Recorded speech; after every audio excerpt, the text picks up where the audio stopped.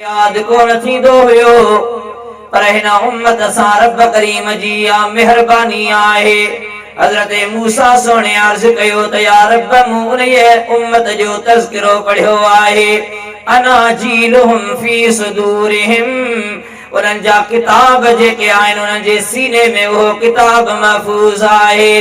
कंहिं सां बि इहा मेहरबानी अॻ में कान थी। ऐ हबीब करीम सल्लल्लाहु अलैहि वसल्लम जा उम्मतीयो, पर हिन उम्मत सां मेहरबानी ख़ास इहा आहे जो नंढड़ा नंढड़ा हिन उम्मत जा मासूम बच्चा आहिनि, छोकरा हुजनि न्याणियूं हुजनि, रब करीम जंहिं सां बि मेहरबानी कई उन्हीअ जे सीने में अल्लाह जो पाक कलाम महफूज़ थी वेंदो आहे। केॾी न मेहरबानी आहे। मूसा अलैहिस्सलाम अर्ज़ कयो त या रब इहा उम्मत मूंखे अता कर। अल्लाह करीम फरमायो त इहा उम्मत मुहम्मद करीम जी अमानत आहे। खोड़ सारियूं ॿियूं ॻाल्हियूं आहिनि, डिघी हदीस आहे। ओ जॾहिं मूसा अलैहिस्सलाम ॾिठो त एॾी शान वारी उम्मत, सम्झो था हिकिड़ी ॻाल्हि ॿुधायां जेका इन ई रिवायत में आहे पर तव्हां असांजे फ़ाइदे जी आहे। रब करीम फरमायो, मूसा अलैहिस्सलाम अर्ज़ कयो त या रब तौरात में मूं ज़िक्र पढ़ियो आहे उन उम्मत जो जॾहिं बि कुझु खाईंदा या पीअंदा त पहिरीं बिस्मिल्लाह शरीफ़ पढ़ंदा। केॾी वॾी ॻाल्हि आहे। तंहिंजे करे इहा हिन उम्मत जे शान जी ॻाल्हि आहे।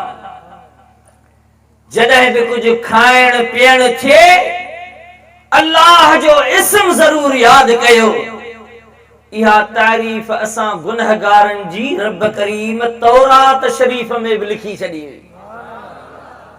त पोइ ॿुधायो त इन जो क़दुरु न करणु घुरिजे। हबीब करीम सल्लल्लाहु अलैहि वसल्लम जा उम्मतीयो, हज़रत मूसा सोणे जॾहिं इहे सभई भलायूं ॾिठियूं आहिनि, ॾिठाई त या उम्मत मूंखे कान थी मिले, तॾहिं अर्ज़ कयाई त या रब करीम भला मूंखे इन उम्मत मझां बनाए छॾ। अल्लाह करीम जी हिकमत आहे। मूसा अलैहिस्सलाम एॾो शान वारो नबी आहे जो रब करीम जी ज़ात बाबरकात बराहे रास्त उन्हीअ सां कलाम फरमायो आहे। एतिरी मेहरबानी उन्हीअ सां इन्हनि ॻाल्हियुनि जे ई बदिले में थी आहे। रब करीम जी ज़ात बाबरकात जो कलाम उन्हीअ खे नसीब थियो आहे।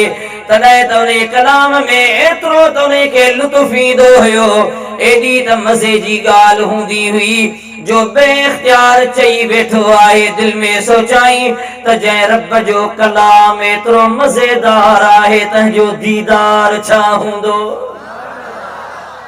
सुभान अल्लाह, ज़ोर सां चओ। तॾहिं त अर्ज़ कई त या रब पंहिंजो दीदार कराए भला। अल्लाह करीम क़ुरान करीम में उहा तफ़सीली ॻाल्हि ज़िक्र कई, पर मां उन पासे न वञा। हिकिड़ो शेर तर्जुमे में अर्ज़ करे छॾिया। ज़ात बाबरकात उन्हीअ सां बग़ैर वही जे वास्ते जे पाण कलाम फरमायो आहे। पर असां तव्हांजे हबीब सां मेहरबानी इहा आहे जो रब करीम जी ज़ात बाबरकात मुस्तफ़ा करीम सां कलाम त फरमायो पर पंहिंजो दीदार बि अता कयो आहे। एॾी मेहरबानी हबीब करीम जी ज़ात सां। महबूब करीम जा प्यारा उम्मतियो, इहो बि सभु कुझु दुनिया त ॾिठो त इहा रात जे थोरे हिस्से में सभु कुझु थियो। समझो था। हाजी साहिब जी सुहिणी ॻाल्हि यादि अचे थी। किथे मुल्क मदनीअ जो ऐं किथे ला मकान आ, उते जल्द पहुचण मुंहिंजे मुहम्मद जो शान आ। असां अहले सुन्नत व जमायत जो अक़ीदो आहे जेको केतिरई सहाबनि जे अक़ीदे सां साबित आहे।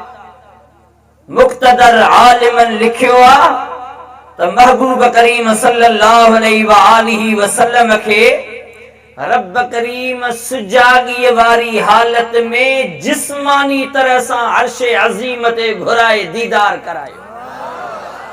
चओ सुभान अल्लाह। न त केतरा चवंदा आहिनि त इहो ख्वाब में दीदार थियो, जिस्म त मथे कोन वियो, रूहानी तरह सां थियो। जीअं असां ख्वाब में अलाए किथे किथे पहुची वेंदा आहियूं रातो की रात में, पर जेकर इहा ख्वाब जी ॻाल्हि हुजे हा त एतिरी ॻाल्हि थोरी थिए हा। सुभान अल्लाह चओ। इहा मेहरबानी एडी हुई जेका अॻ में कॾहिं कंहिंसां थी कान्हे का। हबीब जा आशिको मुस्तफा करीम सुजागी वारी हालत में विया ऐं हिन जिस्मानी तरह सां रब करीम जो दीदार करे आया। किथे मुल्क मदनीअ जो ऐं किथे ला मकान आ, उते जल्द पहुचण मुझे मोहम्मद जो शान आ। किथे मुल्क मदनीअ जो, जोर सां चओ सुभान अल्लाह। हबीब करीम सल्लल्लाहु अलैहि वसल्लम जा प्यारा उम्मतीओ, मुस्तफा करीम सल्लल्लाहु अलैहि वसल्लम सां रब करीम ये मेहरबानियूं फरमायूं आहिनि। एतिरो त शरफ ऐं शान अता फरमायो जो अहिड़ी मेहरबानी अॻ में कॾहिं बि कंहिंसां कान थी आहे। महबूब करीम सल्लल्लाहु अलैहि वसल्लम जे दीन खे रब करीम सभिनी दीननि जे मथां गालिब करे छॾियो आहे।